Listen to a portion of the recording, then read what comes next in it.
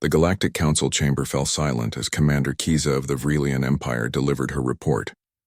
Her scales shimmered under the violet lighting, betraying her nervousness despite her stoic expression. "The Third Fleet has been eliminated," she announced, her voice steady, like the first and second before them. No survivors, no distress signals, just silence. Across the vast assembly, representatives from a dozen species shifted uncomfortably.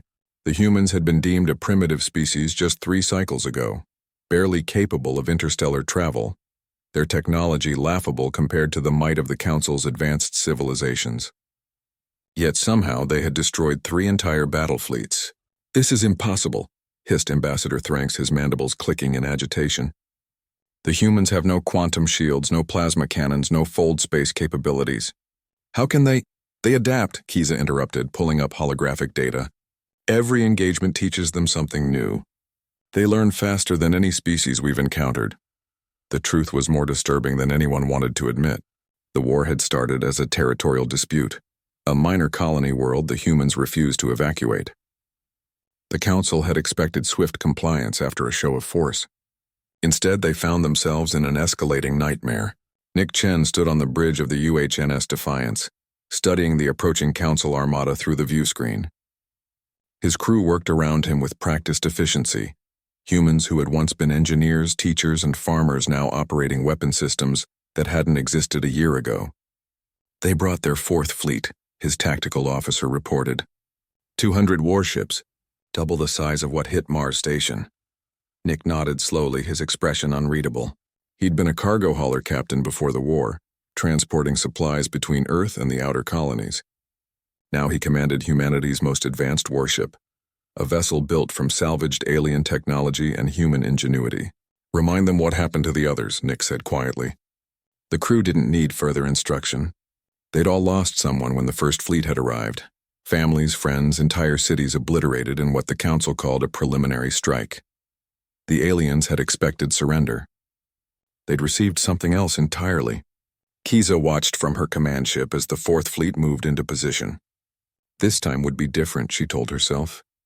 They'd analyzed the wreckage, studied the humans' tactics, upgraded their systems. The humans couldn't possibly. The first human ship appeared on sensors, then another, then dozens more. They emerged from behind asteroids, powered up from what had seemed like debris, rose from the surfaces of moons where they'd lain dormant. The humans had turned the entire system into a trap. "Impossible," Kiza whispered. "We scanned this system. There was nothing. They were hiding in plain sight," her second-in-command said, reviewing the data. "Heat signatures masked by stellar radiation. Energy outputs disguised as natural phenomena. They've learned stealth technology in months that took us centuries to develop." The battle began with shocking swiftness. Human ships moved with precision that defied their supposed technological limitations. They didn't have shields like Council vessels, so they simply didn't get hit. Their evasive maneuvers calculated with mathematical perfection. They couldn't match Council firepower, so they concentrated fire on specific targets, overwhelming defenses through coordinated strikes. Nick watched as the engagement unfolded exactly as planned. Every Council tactic had been studied, analyzed, and countered. Humanity's greatest weapon wasn't advanced technology. It was the desperate creativity of a species fighting for survival. "They're adapting to our countermeasures," Kiza reported to the Council via quantum link, her voice tight with stress. "They're learning our defensive patterns in real time. I'm requesting permission to retreat," and static filled the channel. The humans had figured out quantum communication disruption. In the chaos of battle, Nick's ship closed with Kiza's flagship. Their weapons had been depleted, but they'd saved one surprise, a boarding action. Council species never boarded enemy vessels. They considered it barbaric, inefficient. They didn't understand that humans had been fighting each other in close quarters for thousands of years. Kiza found herself face to face with Nick in her own command center, her security forces unconscious around her. The human held no weapon, just a data pad displaying Council fleet positions across 3 sectors. "We don't want this war," Nick said, his voice carrying the weight of exhaustion. "We never did, but you need to understand something about humanity. We don't know how to quit. We can't. It's not in our nature." Kiza looked at the tactical display, seeing the 4th Fleet's formations collapsing, ships fleeing in disorder. How? She asked. You were centuries behind us. Necessity, Nick replied. You had the luxury of time to develop your technology. We had survival, and humans are very, very good at surviving. He paused. Tell your council that we're willing to negotiate peace. But if they send a fifth fleet, it won't return either. None of them will. 3 days later, Kiza stood before the Galactic Council once more. The chamber was quieter now, the bravado gone. I recommend immediate peace negotiations, she said. Her words met with silence. The humans are offering generous terms. They want only to be left alone. And if we refuse? Asked Ambassador Thranks, though his voice lacked conviction.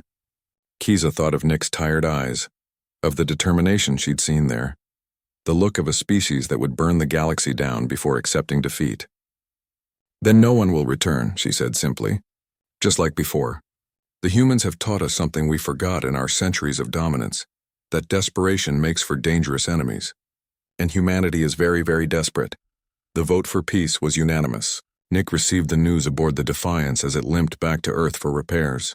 His crew cheered, celebrating survival against impossible odds.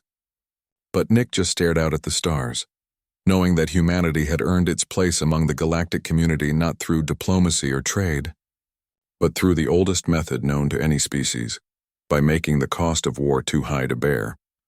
In the end, the Council learned what countless human civilizations had discovered throughout history. Some species simply refused to lose no matter the odds. And humanity, for all its flaws and limitations, was exactly that kind of species.